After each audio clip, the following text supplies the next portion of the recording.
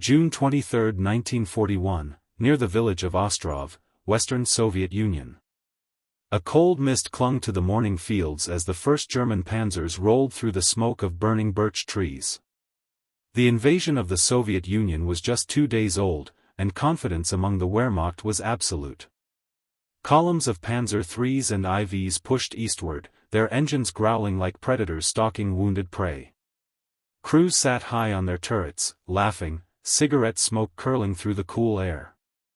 "Another 20 kilometers, and we'll have Ivan running all the way to Moscow," joked Oberleutnant Franz Beckmann, commander of a Panzer III in the 7th Panzer Division.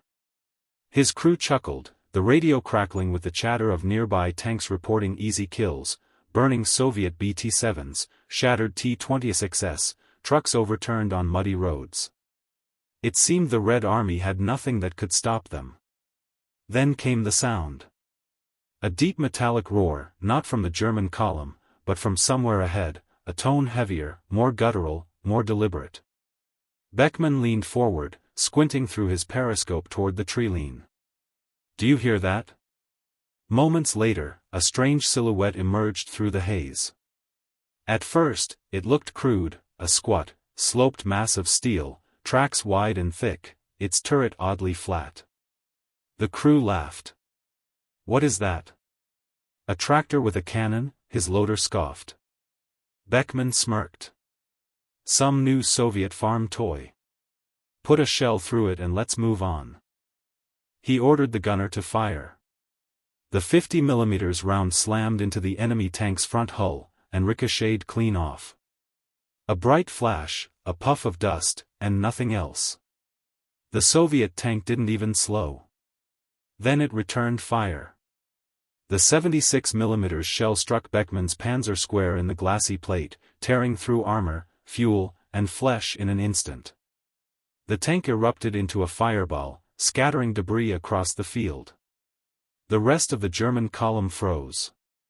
"Mein Gott," whispered a nearby radio operator. "What is that thing?" The strange tank rolled forward, its engine bellowing, treads clawing effortlessly through the muddy ground that would have trapped any German vehicle. Behind it came more, a whole platoon of these steel beasts, emerging like ghosts from the mist. By afternoon, the once confident Panzer column was in full retreat. Dozens of German tanks lay smoldering in the fields, black smoke rising like funeral pyres. That day, the Wehrmacht learned a new name. A name they would fear for the rest of the war. T-34.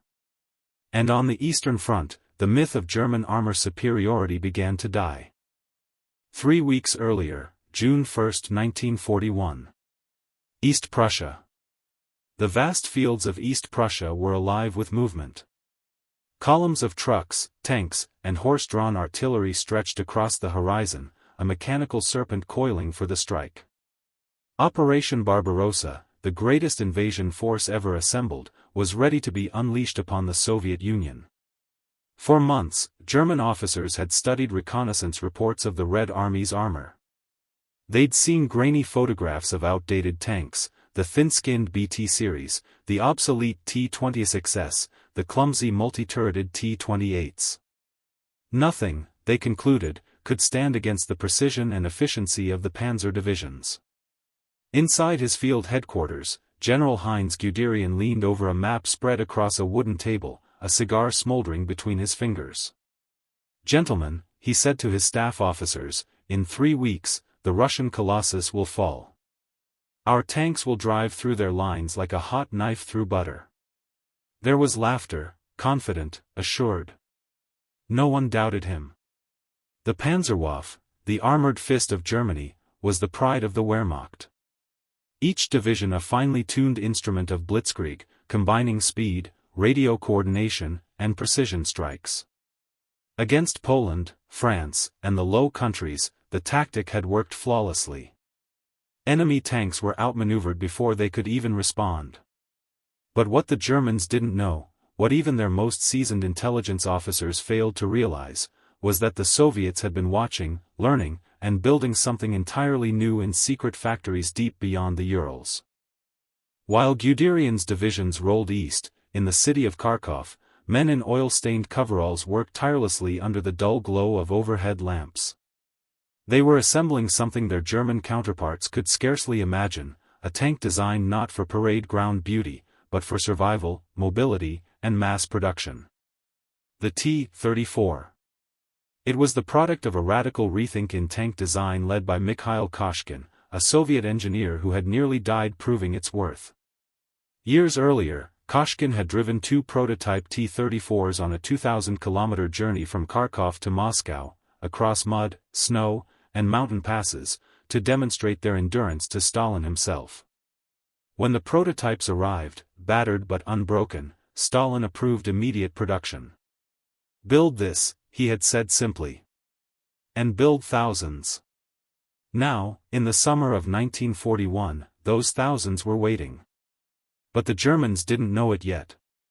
To them, the coming campaign was a foregone conclusion. On the eve of the invasion, one German tank commander wrote in his diary, "The Russians will break within weeks. Their machines are inferior, their tactics outdated. The Führer promises this will be the final victory." At dawn on June 22, the sky over the Bug River lit up with the thunder of artillery. Luftwaffe bombers screamed overhead. Entire Soviet airfields were obliterated before their planes could take off. Across an 1,800-mile front, 3 million German soldiers surged forward, unstoppable, relentless, confident. In the first days, everything went as planned. Soviet units disintegrated under the assault. Thousands of tanks and guns were abandoned or destroyed. German newspapers declared that the Red Army had collapsed. And yet, amid the chaos, there were scattered reports, whispered between officers at briefings. "Our shells are bouncing off new Russian tanks. A new model, sloped armor, impossible to penetrate. Unknown designation. Possibly T-something." Those reports were dismissed as exaggeration. Panic talk. Field rumors. But within days, those rumors would start killing entire panzer companies. And the Wehrmacht's illusion of invincibility would begin to crumble. June 26, 1941, near Minsk, Belarus. The road east of Minsk was choked with smoke and wreckage. Burned-out Soviet trucks, smashed artillery, and the twisted remains of retreating infantry littered the fields. The 4th Panzer Group pressed forward, engines roaring, their commanders convinced victory was already assured.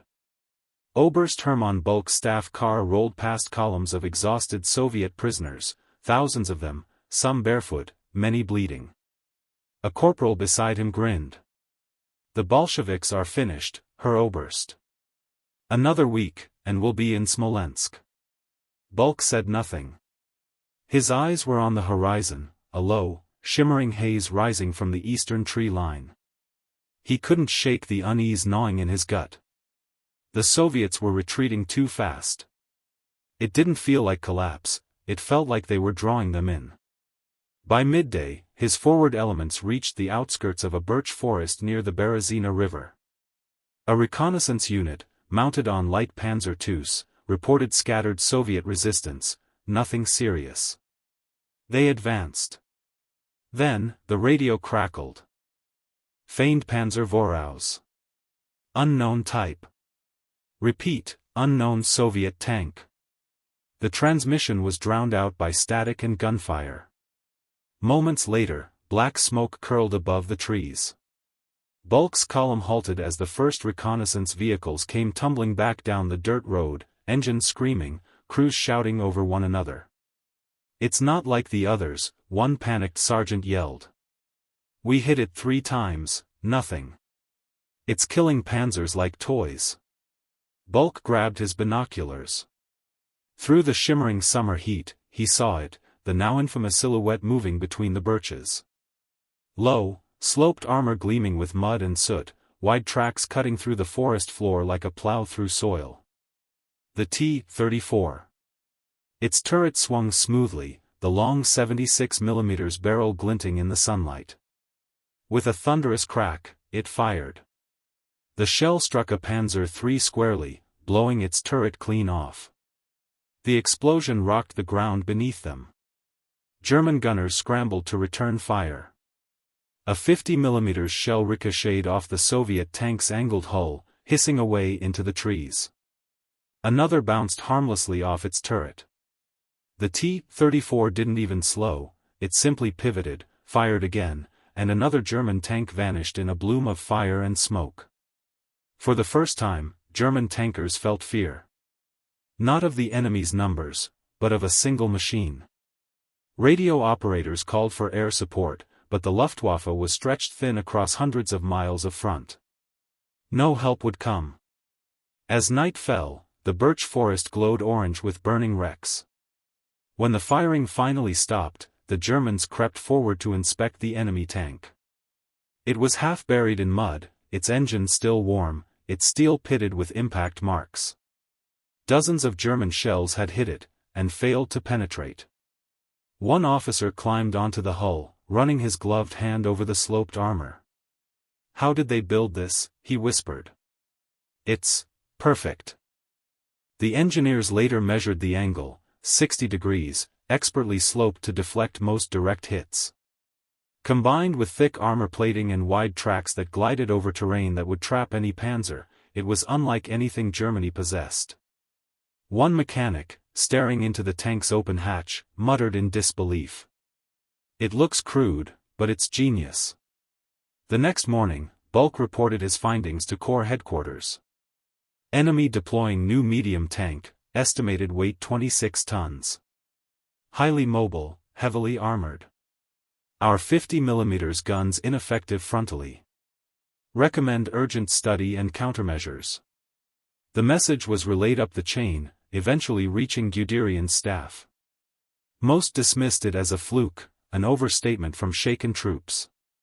But the sightings multiplied.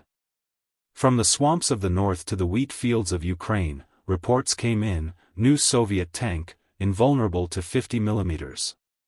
Within a month, the Germans would have a name for it. And that name would haunt them from Minsk to Moscow. July 1941, Army Group Center Headquarters, Borisov, Belarus. The command tent buzzed with tension. Maps littered the tables, cigarette smoke hung heavy in the air, and the mood had shifted, subtly, but unmistakably. A month ago, officers had joked about reaching Moscow by August. Now, their voices were lower, their glances uneasy. General Heinz Guderian leaned over a field report just delivered from the 18th Panzer Division. His sharp eyes scanned the typewritten lines. Encountered enemy medium tank, heavily sloped armor, estimated 30 tons. Immune to current anti-tank weapons at standard ranges. Mobility superior to Panzer III. Effective armament, 76.2 mm cannon. Losses, 17 vehicles. He exhaled through his nose. 17 vehicles, to one company of Russians, he muttered. Oberst Walter Nering, his operations officer, nodded grimly. Same reports from Hoth sector. The men call it the ghost tank. They say the shells just slide off. Guderian tossed the report onto the table. Nonsense. Every tank can be destroyed. But even as he said it, he remembered his own encounter 2 days earlier, watching a Panzer III fire 3 shots at one of the new Soviet tanks, only for the enemy to turn and obliterate it with a single blast. No one dared contradict him. The myth of German invincibility was crumbling, but pride kept the officers silent. At that same moment, hundreds of kilometers away, frontline tank crews were discovering the truth firsthand. Western Ukraine, July 9, 1941. Unteroffizier Otto Weber of the 11th Panzer Division wiped sweat from his brow inside his Panzer III. The crew had been fighting since dawn. Dust and the smell of cordite filled the cramped interior. Target ahead. 800 meters, shouted the gunner, spotting movement beyond a wheat field. Through the gun sight, Weber saw it, low, squat, angular. He fired. The 50mm shell hit squarely on the enemy's glacis. Sparks flew. The round ricocheted. Hit confirmed, yelled the loader, grinning. Neen, Weber said softly, watching through his periscope. The tank was still coming, faster than any Panzer could on that terrain. Load another. Fire. Another shot. Another bounce. Then came the return fire. The T-34's 76mm gun spat flame, and the Panzer III shuddered under the impact. Armor peeled away like tin. The loader screamed, and then silence. Smoke poured from the hatch. The survivors crawled out into the dirt as the Soviet tank rolled past, its engine roaring. Weber watched in disbelief as it climbed the muddy slope with ease, something his tank would have bogged down in instantly. He realized then what the officers at headquarters had not: this was not just a better tank. It was a revolution. Back at headquarters, German engineers were summoned to study the wrecks of destroyed T-34s. When they arrived, they were stunned. The design was brutal in its simplicity. The armor, 45mm thick at a 60 degrees angle, gave the protection of a much heavier tank without adding weight. The diesel engine, the Christie suspension, the wide tracks, all of it optimized for speed and endurance. It was not a crude Soviet copy, as German propaganda had claimed. It was, in many ways, superior. One engineer, after inspecting a captured T-34 near Smolensk, reportedly said, "We should copy this. Exactly this. Even the welds." But copying it was easier said than done. German industry was built for precision craftsmanship, tight tolerances, complex machining, perfect fitting parts. The Soviet factories, by contrast, built for war, fast, simple, and ruthless in efficiency. They could lose 10 tanks and build 20 more. Germany couldn't. Still, panic spread through the ranks. Reports piled up in Berlin describing a new Soviet tank immune to all known German weapons. Hitler himself dismissed the warnings at first, until Guderian personally briefed him with photographs and damage assessments. Hitler stared at the images in silence. "How many do they have?" he finally asked. Guderian hesitated. "Unknown. Perhaps, a few hundred." He was wrong. By the end of 1941, the Soviets would field thousands. The German response was swift. Orders were issued to upgun existing tanks, design new models, and find a counter immediately. From that desperation, two new names would emerge, Tiger and Panther. But in the summer of 1941, those were still dreams. On the ground, the Wehrmacht faced a nightmare, a foe they could not outgun, could not outlast, and could barely even understand. The T-34 was rewriting the rules of tank warfare. And the Germans, for the first time in the war, were being forced to play catch-up. August 1941, near Smolensk, western Russia. The sun hung low and red over the endless plains. The summer air stank of smoke, oil, and rot, the lingering perfume of mechanized war. For the men of Army Group Center, the blitzkrieg had slowed. The front that was supposed to collapse had instead hardened, and the once unstoppable advance was bogged down by mud, attrition, and a ghostly enemy that seemed to rise again after every victory. At a captured Soviet airstrip near Smolensk, German engineers swarmed around a newly captured T-34. Its green paint was scorched, its turret blown open by a lucky Stuka bomb. Still, the hull was intact, and for the first time, the Germans could study this new machine up close. Major Alfred Rubbel, a veteran Panzer officer, walked slowly around it, hands clasped behind his back. "It's crude," one of the mechanics remarked. "Look at those welds, rough as barn seams." Rubbel crouched, running his fingers along the sloped front plate. "Crude," he muttered. "No. It's clever." He rapped the steel with his knuckles, listening to the hollow ring. The armor was 45mm thick, but its angle turned that into the equivalent of nearly 80mm of effective protection. It could shrug off almost anything the Wehrmacht had. Nearby, an engineer pried open the rear engine compartment. "Diesel," he said with surprise. "Liquid-cooled V2. Aluminum block." Rubbell raised an eyebrow. "Aluminum? For a tank engine?" The engineer nodded. "It's half the weight of ours. They sacrificed polish for performance." Everything about the T-34 seemed designed by someone who understood war. The wide track spread its weight, giving it unmatched mobility across mud and snow, terrain that would soon paralyze German armor. The gun, a 76.2 mm L-11, could punch through any Panzer at 1,000 meters. And the armor, that infernal sloped armor, made direct hits nearly useless. In one simple, rugged design, the Soviets had achieved what German engineers had long theorized but never implemented. Rubbell stood up and exhaled. "Gentlemen, this isn't a tank. It's a prophecy." Meanwhile, at the front, Wehrmacht soldiers were learning to fear the sound of its approach. Unteroffizier Karl Baumer, a gunner with the 10th Panzer Division, described it later in his diary. "You hear them before you see them, the deep rumble, the clatter of those wide tracks. They come out of the smoke, slow but unstoppable. You fire, and the shell bounces off like rain on stone. Then they turn their gun toward you, and that's the last thing you see." Entire German anti-tank crews were abandoning their positions when they realized the new Soviet tanks were advancing. Some tried to aim for the sides or the rear, the few weak points the T-34 possessed, but even then, it often wasn't enough. By late summer, the T-34 and its heavier cousin, the KV-1, were appearing in greater numbers.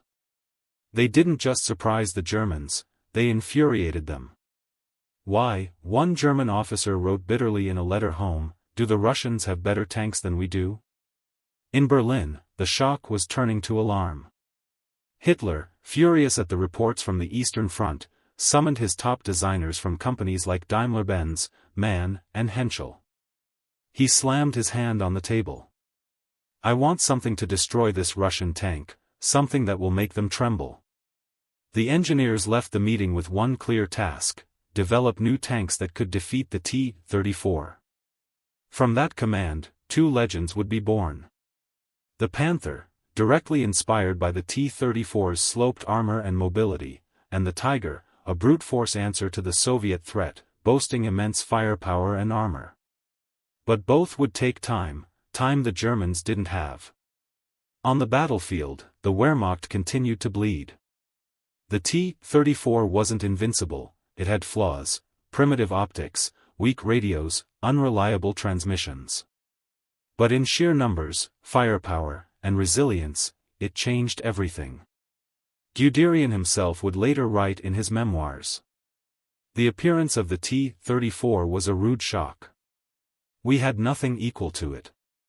Our Panzer troops found themselves outclassed in every respect. The irony was cruel. The very nation Germany had dismissed as technologically backward now fielded the most advanced tank in the world. As autumn came, and the roads turned to rivers of mud, German panzers sank axle-deep, their engines straining. The T-34s, with their broad tracks, rolled effortlessly past, spitting fire into the bogged-down columns. And in those moments, when the smoke cleared and the Red Star advanced, German soldiers realized something chilling. The war in the East would not be swift. It would not be easy. And for the first time, it might not be winnable. November 1941, outside Moscow, Soviet Union. The earth was frozen solid, the air razor-sharp with the scent of snow and exhaust. The mighty Wehrmacht, which had promised victory by Christmas, now stood paralyzed in the Russian winter. Their engines froze. Their guns jammed. Men wrapped themselves in scavenged Soviet coats just to stay alive. For the first time in the war, the German advance had stopped. On the other side of the frozen battlefield, deep within a pine forest north of Moscow, the Red Army was preparing its counterattack. The T-34s, covered in hastily applied whitewash camouflage, sat in silent rows under the falling snow. Diesel engines coughed to life one by one, their rumble echoing through the stillness. Inside one of them sat Senior Lieutenant Mikhail Berlikov, commander of the 21st Tank Brigade. His hands, raw from the cold, gripped the controls as the intercom crackled. "Comrades, we strike at dawn. For Moscow. For the motherland." At 0630 hours, the silence of the steppe shattered. Hundreds of Soviet tanks, led by the T-34s, surged forward through the snowdrifts. Their wide tracks churned easily through the frozen earth, while German Panzer III and IV crews struggled desperately to get their engines started. On the German side, Sergeant Hans Reiter stared through the periscope of his Panzer IV, disbelief etched across his frostbitten face. "They're coming through the snow? That's impossible." But it wasn't.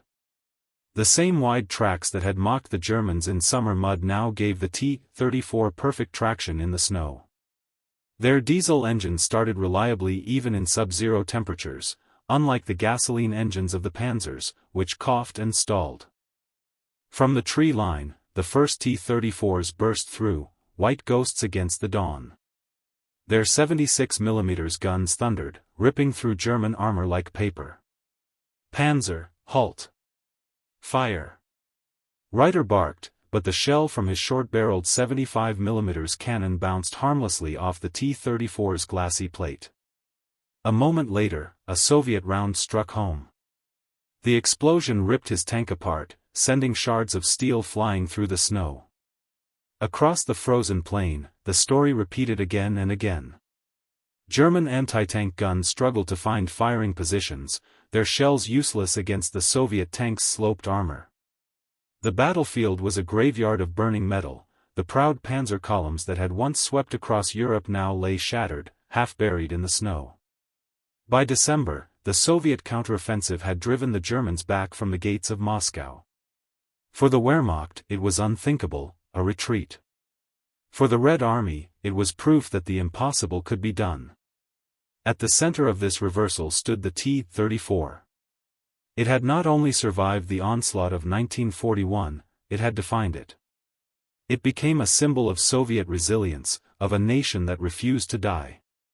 The Germans, for all their tactical brilliance, had been undone by a machine that embodied brutal simplicity and adaptability. In a frozen field near Klin, a captured T-34 stood next to the wreck of a Panzer III. A German engineer, inspecting the two side by side, noted grimly in his report. "Our tank is elegant, efficient, and dead. Theirs is crude, dirty, and alive." Spring 1942, Berlin, Germany. Inside a conference hall thick with cigar smoke, the German High Command reviewed the lessons of the previous campaign. Photographs of T-34s were pinned to the walls, some burned, some captured, some standing victorious over wrecked German armor. Hitler pointed at one photo, his voice cold. "This tank should not exist. It is an insult to German engineering." But his generals knew the truth. The T-34 had changed the very nature of armored warfare. Plans were immediately set in motion for a new generation of tanks, the Tiger with its monstrous 88mm gun, and the Panther, which shamelessly borrowed the T-34's sloped armor, wide tracks, and balance of firepower and speed. Yet even as those designs took shape, the Red Army was already improving the T-34, upgrading its gun, thickening its armor, and building them by the tens of thousands in factories moved deep into the Urals, beyond the reach of German bombers. The race had begun, not just for territory, but for technology. Back on the Eastern Front, the T-34 remained the beating heart of Soviet resistance. Its crews, often young and barely trained, went into battle knowing that survival was measured in minutes. But they also knew their machines could do what others could not: climb the frozen hills, crush the enemy's pride, and endure. As one Soviet tanker wrote on the side of his T-34 with chalk before rolling into battle: "For those who laughed at us in 41." And somewhere beyond the smoldering villages, German soldiers who had once mocked the tiny Russian tank now watched the horizon with dread, waiting for that familiar, gut-deep roar of diesel and steel. The roar of the T-34. The sound of a new kind of war. Epilogue, the machine that won the East. By the war's end, over 57,000 T-34s would be built, more than any other tank in history. It became the backbone of Soviet armor, the cornerstone of victory on the Eastern Front, and the model that forced every army in the world to rethink what a tank should be. The T-34 was not just a weapon. It was an idea made of steel, simple, ruthless, and unstoppable. When the Wehrmacht first laughed at it in 1941, they saw a crude little machine from a backward nation. What they couldn't see was that beneath that rough armor was the future of mechanized warfare, and the beginning of their own downfall.